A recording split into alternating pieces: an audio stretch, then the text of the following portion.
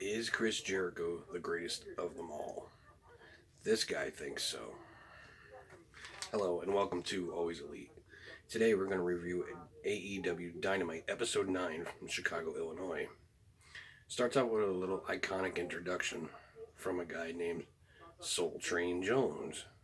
Now if you look hard enough, you'll see that it is Virgil from way back in the 90s. Virgil was Ted DiBiase's valet, I guess you could call him, way back when. He calls for Chris Jericho to come out to the ring. He's stumbling a little bit because he's a little older and it looks like he's forgetting a lot of stuff. After Jericho gets to the ring, Jericho plays a game with the crowd to tell them to look underneath their seats. Some of them got a coupon for 50 cents off his new A Little Bit of the Bubbly t-shirt, which is hilarious.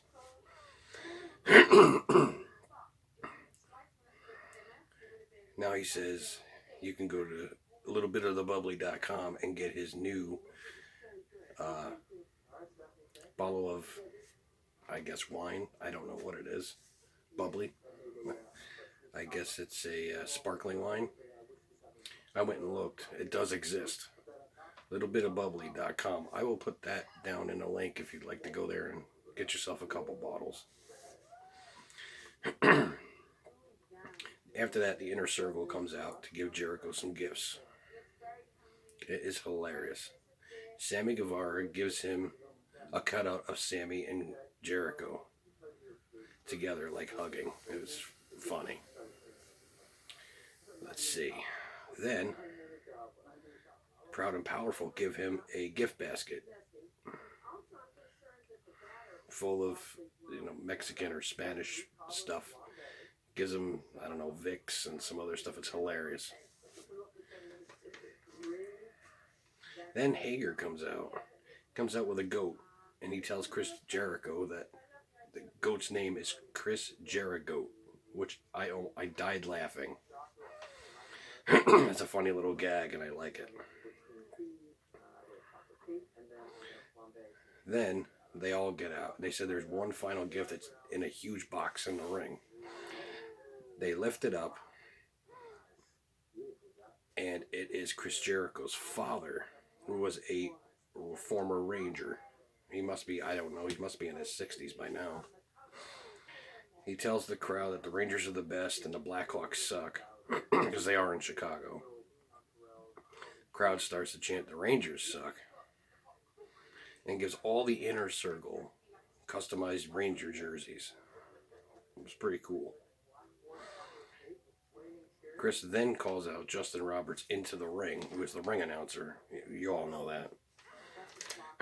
To read a note or a letter from AEW and Time Warner. Saying, thank you for being you and for making AEW what it is. But we all know that Jericho actually wrote that just for him to say. Although Jericho didn't like the tone that Roberts, spoke in. So he decided to beat him up along with the rest of the Inner Circle. SCU comes down and drives the Inner Circle away. That's just the first segment. That's great. That's great stuff right there. Next we have Best Friends versus Lucha Brothers. Yes, I know we've seen this match before, but it's a great match. Before the bell, Lucha Brothers come down and attack the Best Friends. From behind, Orange Cassidy jumps from the corner onto the Lucha Brothers to the outside. And Orange Cassidy is wearing a turkey costume because it is Thanksgiving. So which reminds me, happy Thanksgiving to everybody out there. Let me know in the comments below what you're thankful for in the wrestling world. Through the first break, it was all Lucha Brothers. They just couldn't, the Best Friends could not get anything started.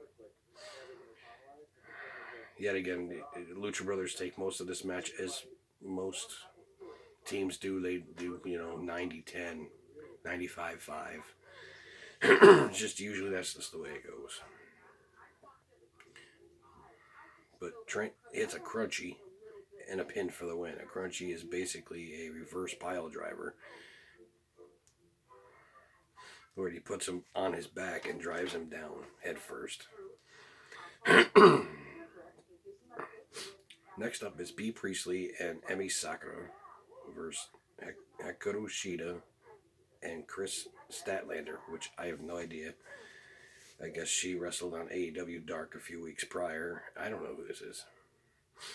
But Chris looks pretty strong. She takes out both of her opponents right away. Through the break, Shida gets worked over pretty good. So, to end the match, Sakura uses her mic stand from behind the ref's back. And a roll-up and a win. Sakura and Priestley win. Priestley didn't really have a big role in this match, but it plays into the rankings, so we'll see how that goes. Next up, Cody comes to the ring to face, Matt Nix, a jobber. Basically, this is a squash match for Cody. He hits a flying cutter and a figure four, and he taps out. Nix taps out. Cody then grabs a mic and tells MJF to come out to the ring. But from behind him, coming through the ring, these two men come out. I guess their names are the Butcher and the Blade. I guess Excalibur is up to date on all these indie wrestlers.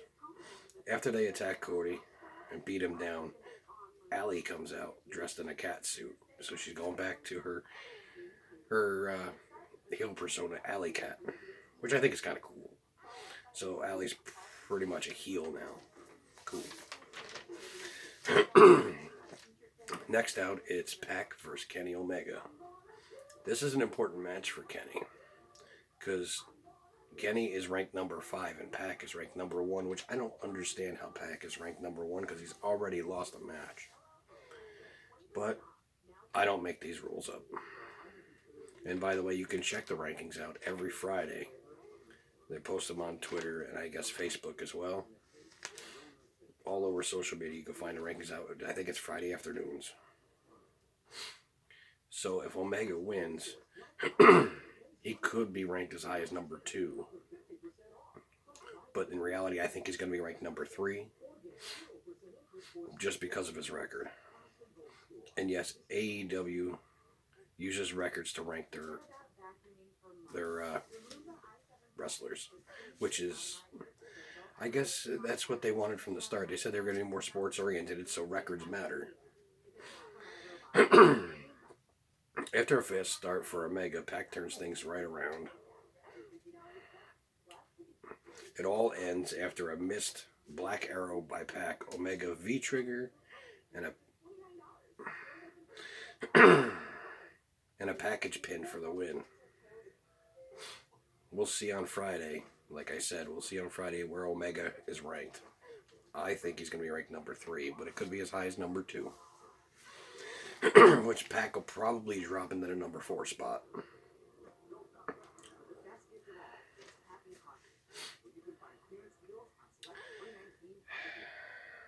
Next is the battle for the 7.5 carat AEW Dynamite ring between MJF and Hangman Page.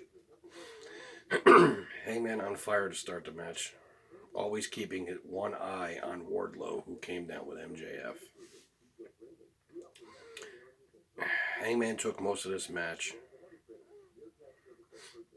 but towards the end, Hangman goes for a cover. Wardlow puts MJF's foot on the ropes. Then clocks Page behind the ref's back. MJF uses Cody's Crossroads as a finisher and gets the win. So he wins the Diamond Ring. DDP comes out to present the ring to MJF. Then after MJF gets the ring, DDP says, he doesn't like him, but he respects what he does in the ring. Wardlow gets in between them, and DDP says, it's going to be really embarrassing for you when a 63-year-old man kicks your ass all over this arena. I think it's funny. After that, there was a brawl, and all of them had to be separated. Thought it was great. And then we get to the main event, which is Scorpio Sky versus Chris Jericho for the AEW World Heavyweight Championship. But before The match even starts during the last break, or whatever you want to call it. Dustin comes down to the ring, and the Inner Circle attack him. And the Young Bucks help out Dustin and drive them away again. Scorpio gets on top real fast. Jericho likes it nice and slow, so it slows down after that. And Jericho, that's his pace. Obviously, because Jericho's, 48 now? Hager comes down to try to help out Jericho. Daniels and Kazarian come down to take care of Hager and drive him off. Jericho ends it with the Lion Tamer. Scorpio finally taps out. Jericho's still the champ. Now, I believe Jericho is 7-0 in singles matches. You'll have to fact check me on that. Let me know in the comments.